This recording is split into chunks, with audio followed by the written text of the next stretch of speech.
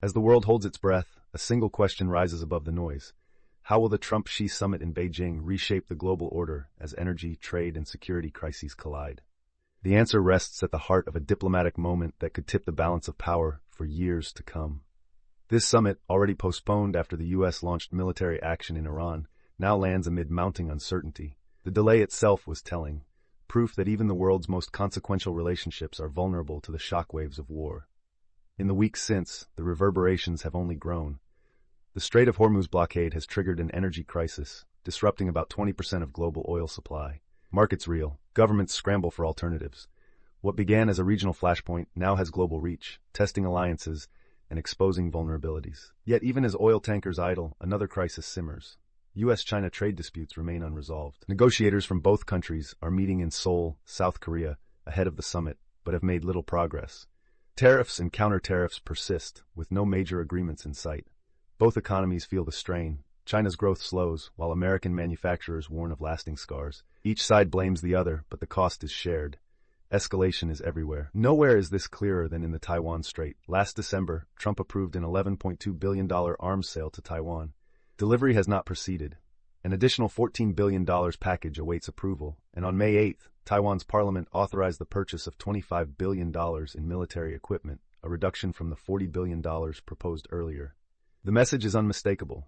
Beijing's One China principle remains firm, while the U.S. continues to provide defensive arms to Taiwan under the Taiwan Relations Act.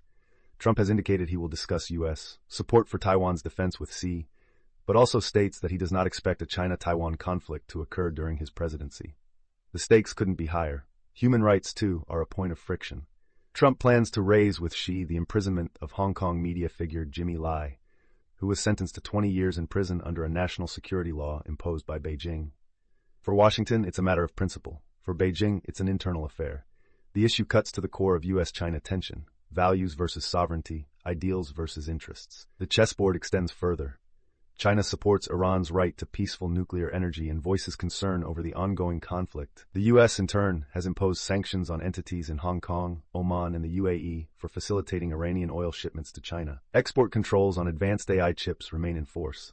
The pressure mounts, each move fueling distrust and uncertainty. All eyes now turn to Beijing. The last Trump-Xi meeting ended without major agreements, aside from commitments to reduce tariffs and continue talks. This time, the risks are greater, the crises more tangled.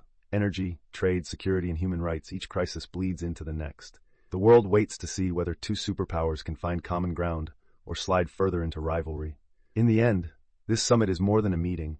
It's a crucible for global diplomacy, where the ability or failure of the United States and China to navigate converging crises will echo across the international order. The outcome will shape not just the next chapter in U.S.-China relations, but the future of the world itself. The stories that define tomorrow are already unfolding today. Subscribe to Today in Context for clear, grounded analysis of the events shaping our world, one story at a time.